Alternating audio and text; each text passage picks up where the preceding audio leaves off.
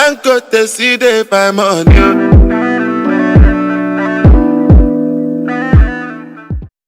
Hey guys, welcome back to my channel. Today we're just going to be discussing the diversity of Africa. So I've got North Africans here, South Africans, West Africans, East Africans. Oi, oi, oi, oi. We're supposed to be a bit more lit, you know. But it's okay. Starting off, everyone's just gonna introduce himself, your name, age, and the country you're from. Hi, I'm Caroline, I'm 18 and I'm from Zimbabwe in Germany. Hi, I'm Alyaa and I'm 19 and I'm from Sudan. Hi, I'm Andrea, I am 20 and I am from Ghana, Italy, Ireland, and now I'm in the UK. Hey guys, my name is Sam, I'm 20 and I'm from Uganda, Grenada and England. Hi guys, I'm Destiny and I'm from Nigeria. Hey guys, I'm Phoebe and I'm Egyptian. My name's Ayub, I'm from Algeria and I'm 18. Quick question, have you ever travelled home to your country? Yeah. This one I thought would be quite interesting. Say one word in your language. Bye. I can't speak Shona, you know. Do you have any, no, hello, bye? Okay, that's fine, it's okay. But like, That's a lie. That's a lie. Marhaba, kif halkum? It means hey, how are you? Akwaba means welcome. hey. Oh, And that's a Yoga means hello. And Kedu, Oh, it's like in Egyptian dialect. what does that mean? Oh, how are you? Sorry. Kibatak means how are you? We get on to the big questions now, the deep questions. Questions that I think people kind of ignore, especially with North Africans or East Africans. Sometimes people don't consider them as African, maybe because their hair texture is different or their skin color is a bit lighter. Because I don't think any of us are any less African than the other. Just so, does everyone here consider themselves African? Yeah. Okay. Have you ever struggled with your identity as an African? Yeah. When you fill out these forms online, there's like, oh, what ethnicity are you? There's always like black African, any other black or anything like that. And I class myself as African, but I don't class myself as black. So like there's just like a confusion, so I always just press other, because there's no like... Other, or they force us to do Arab. Yeah, and I don't classify it as that. Yeah, so it's like in North African especially, you have to pick and choose between Arab and African. Yeah. But it's like really weird, because what's irrefutable is that we're African, because the country is in Africa. I think people should acknowledge the fact that there's a category of people who consider themselves Afro-Arabs. I would consider myself Afro-Arab because obviously I do speak Arabic. My culture, it's Arabic as much as it's African, and my religion, I follow Islam. So I feel like that somewhat makes me count myself as Arab. But at the same time, I'm African because, the way I look and like how I just feel, I feel like I belong more to being African. In comparison to what Alyaa here, my colleague, might feel, I don't know, because obviously as an Egyptian, I'm Christian as well, and we are a minority in a Muslim country. So it's easy to take on the title of I'm Arab, because majority are Muslims there. But for me, I just don't personally classify as Arab because of obviously the history and stuff.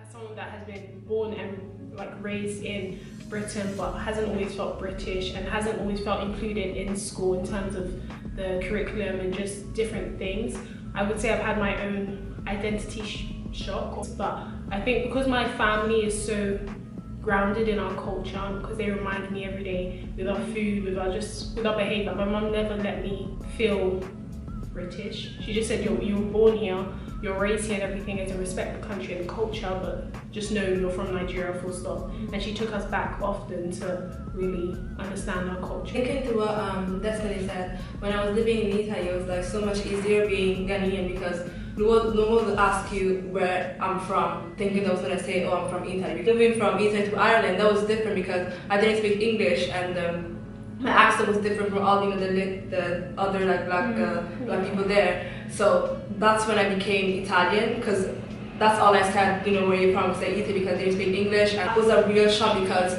I didn't feel like I fit within the Italian population, but then again, I didn't fit with the Irish one either, so I was either Ghanaian or Italian depending on how I felt. Yeah, just finding where are you from and kind of like having peace with that is very difficult. Yeah, I feel like with me as well, like because I grew up, I was born and raised in Sweden, so when I lived there, I kind of disregarded the I'm Swedish thing completely because I was like an immigrant from Egypt. Well, my parents were immigrants from Egypt in Sweden, and then I had to say, oh, I'm Egyptian. But then coming to the UK, I like being born and raised in Sweden kind of added on to my identity, and then that made me, oh, I'm Swedish as well though, like my part of me is from there.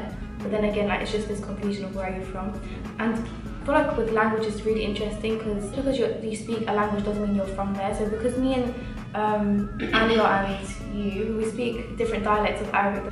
Just because I speak a dialect of Arabic does not mean I'm Arab. Just because we speak, all of us here speak English, just because we speak English does not mean we're English people. Yeah.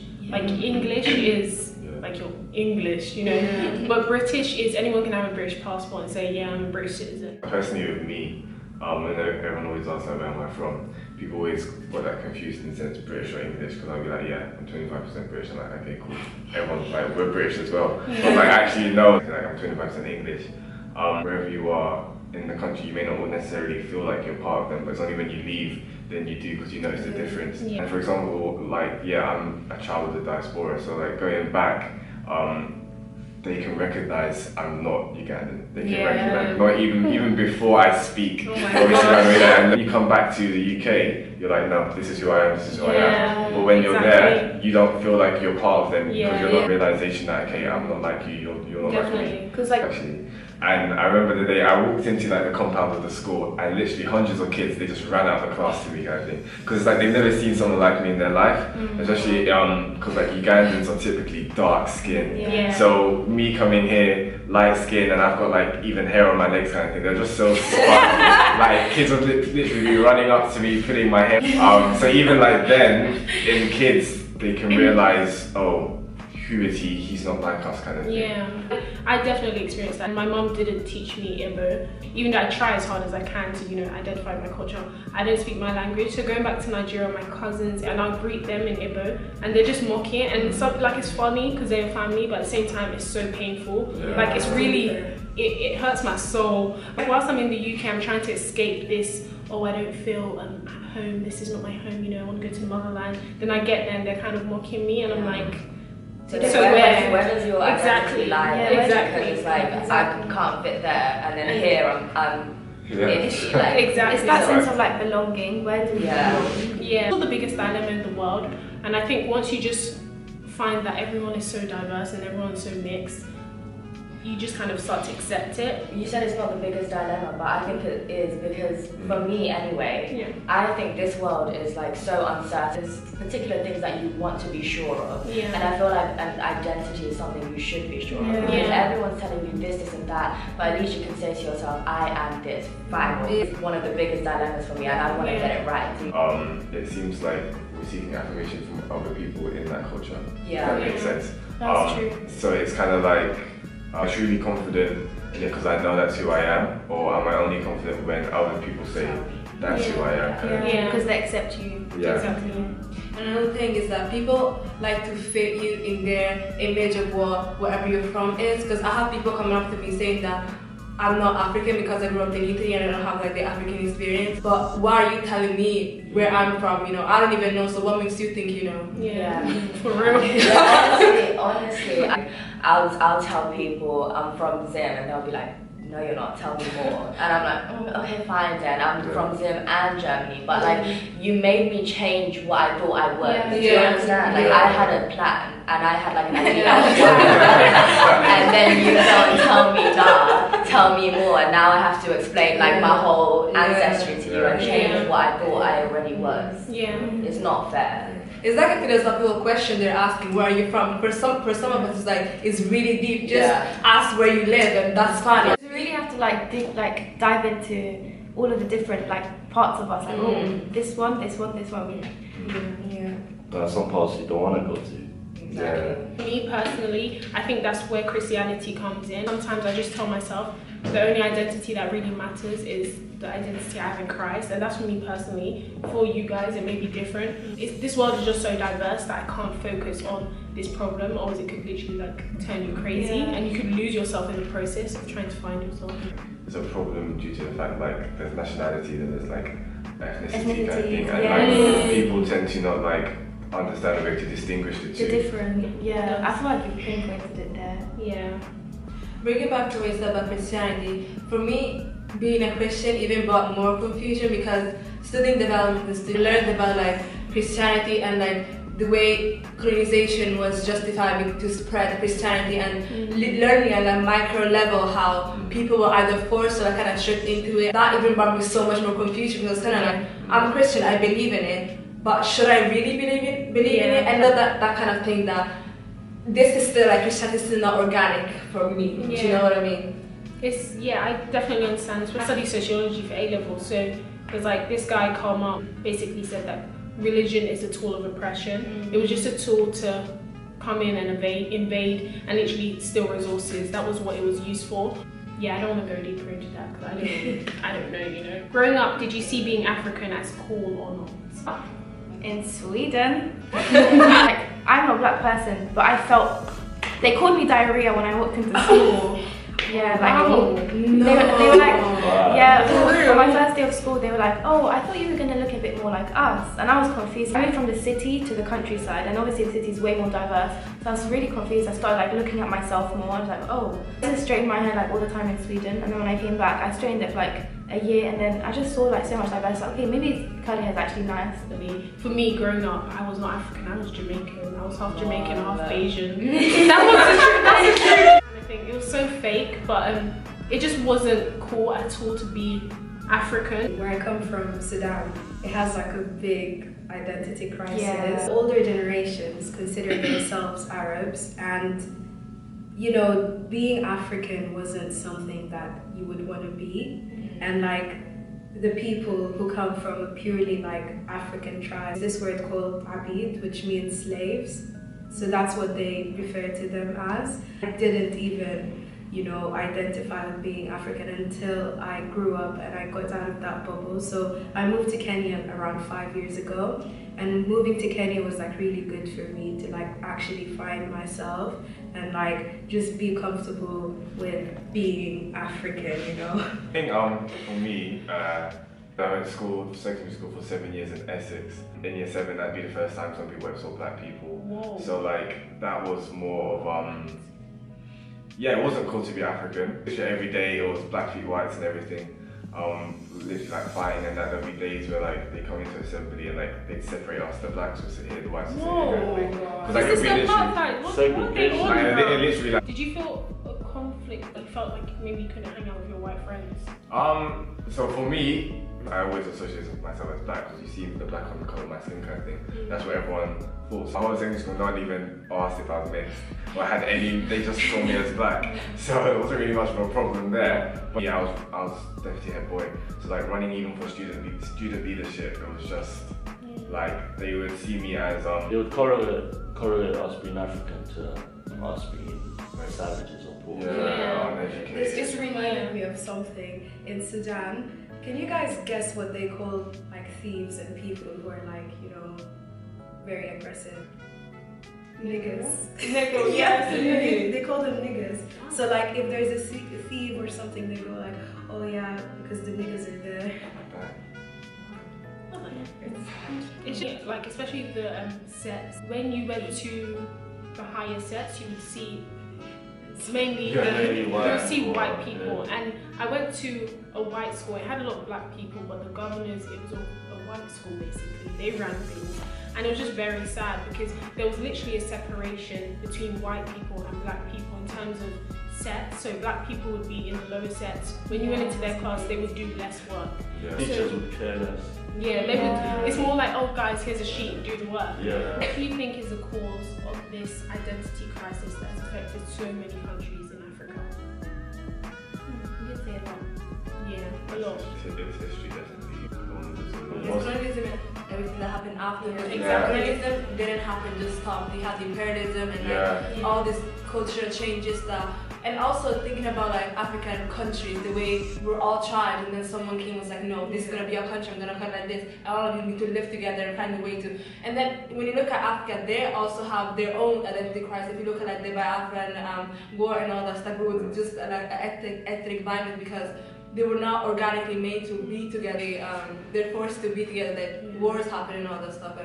And, I think to touch on your colonialism, Sam, it's still having an effect on our countries right now. For example, Algeria, we were colonized by France, and our country now speaks French. Morocco got colonized by Spain, I believe, and they speak French. Like my sister says at work, people treat her differently depending on what her hairstyle is like. So if she's wearing a weave, it's like, oh Jenny, how are you, darling? And when she just has her natural hair and twist, it's like, oh, hey. And it's like, is that normal? And I think it's interesting. That's respect. Yeah. For real. And what's also interesting is like imperialism, colonialism, all this kind of stuff. Like, yeah, it happened, and like we're now living in an age, but like this impact is still here today. Like these are systematic kind of biases which are still in people's subconscious. You see it through microaggressions, all this kind of stuff. People aren't really aware, but they're still being influenced. Colorism, everything. Yeah, like colorism now coming forward, like colorism is very at the forefront of society today, kind of thing. But it didn't come from nowhere. So it's like all these kind of things, how it still stems from these events all in the past, and it's like a lot of these countries, like this is behind us kind of thing, but the impacts it's still facing. Not, like we still have to this that day. mindset. I think one of the biggest problems for me anyway is that Africanness is associated with blackness. They might feel a bit some type of way about claiming their identity. That's what they are, but because they don't look a certain way, they might not say it because people will be like, but you don't fit my view of Africa. You're black. But that's not fair because that's what you are. You're African.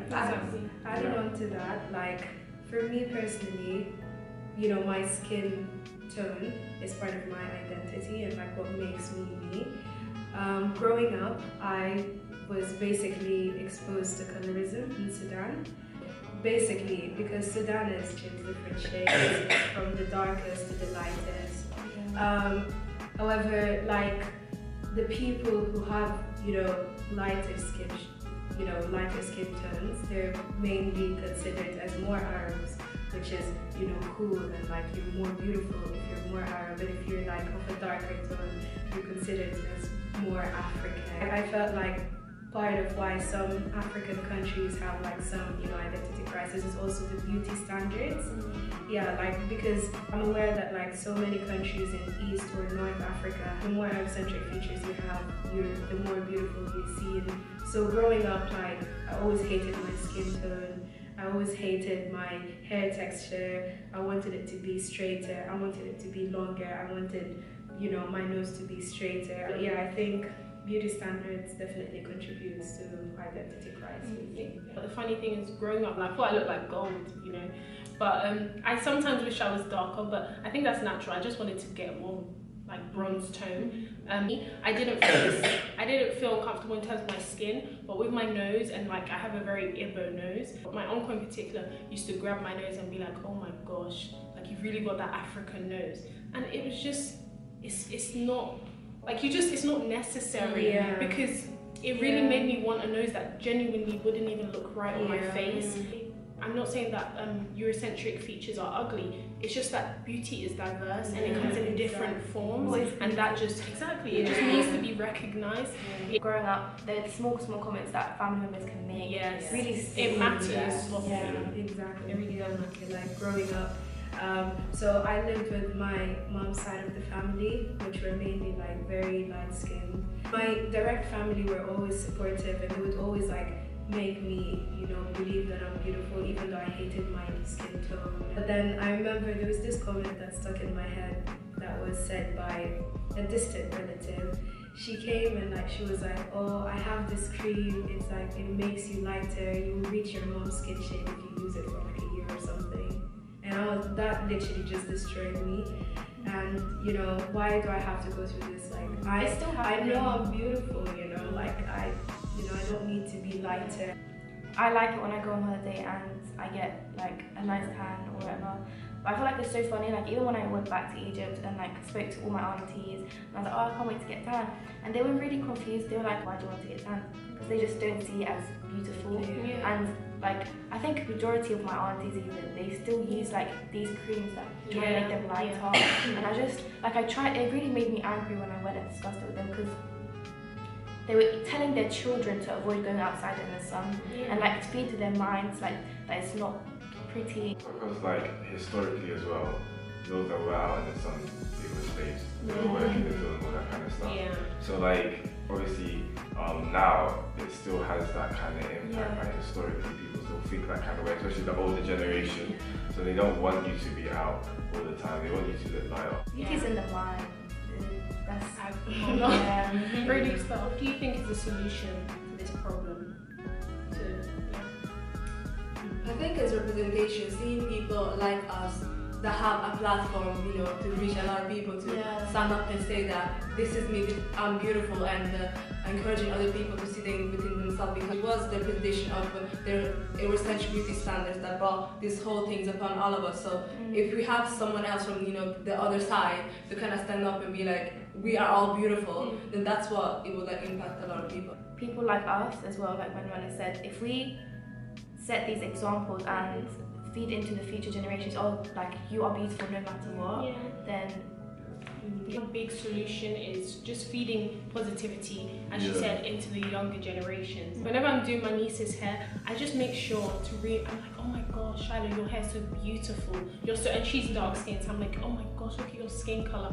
And you can tell the difference. They're children, but they know how it feels to feel beautiful. Like they know the difference, and you just have to reinforce them when their hair is looking messy. You don't need to, like, there's certain things you don't need to say, and you don't need to bully kids, because these things really do stay in them. That's when they're most open to criticism. It's so random, but like I went back to London last week, and I was on the bus, and there was like this really dark skinned girl bus come back from school, and she was about to get off, and I stopped her and I said, you're absolutely gorgeous. And it's just things like that.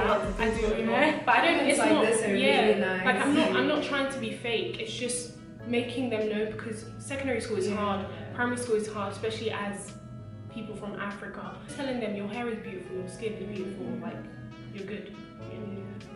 I think growing up, as kids, we're indoctrinated in terms of beauty standards. Like you look at ads and you see white women or white men, and you think, oh wow, I want to be that. It's a problem. It's what's represented. The media is powerful, I'm telling you. I remember seeing on Disney Channel, all the black girls had straight hair, and I was in love with Disney Channel. And they had straight hair, and I was like, I would go to the shop with my sister, and my mom didn't let me perm my hair. She didn't. That's why.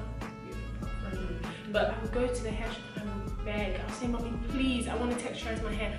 Mom said, you're not touching your hair. But there's a lot of girls I know that damage their hair, perming it, doing all these things to reach a standard that is unattainable. But then it's funny because people come up to me and they're like, oh, your hair is so gorgeous and like it's so beautiful. And I'm like, bro, that's your hair too. But it's just they've never seen what their real hair looks like because they've been perming it since they were kids. In my opinion, if we keep trying to be like other people, be like people that we see that are represented, we'll never reach any standard of beauty. But I feel like if we are completely comfortable and confident in who we are, then I think that beauty would just radiate outwards. When I see influencers on Instagram or Facebook who are like, you know, who have similar features to me, similar body, similar skin tone, I feel empowered, and that gives me like a sense of, you know, positivity and confidence. So that like that goes back to making me feel comfortable with myself, and you know, it's not bad to like look up to people. That's why I feel like it's so important that the right people are represented in the media. I see people that I can tell when someone's confident in who they are, and I feel like when I see that and they don't necessarily match the societal beauty standards or whatever, I just see them as so beautiful, like in my eyes. People ignore that a lot of boys have identity crisis too. For boys, what do you think the solution is? In regards to like masculinity can be so toxic. So there's not good. It's like growing up, especially in our cultures, they'll tell you man up. Men don't cry. No. This is when I was young, I really believed that. I was like, men don't cry. Like, what are you crying for? That's it, guys. It was a wonderful discussion. Does anybody else have any extra points? You're beautiful. Yeah. Thank you for watching this video. Hope you enjoyed it. Subscribe, like, comment. I feel nice. Bye. Bye. I feel good, you know. Everything nice.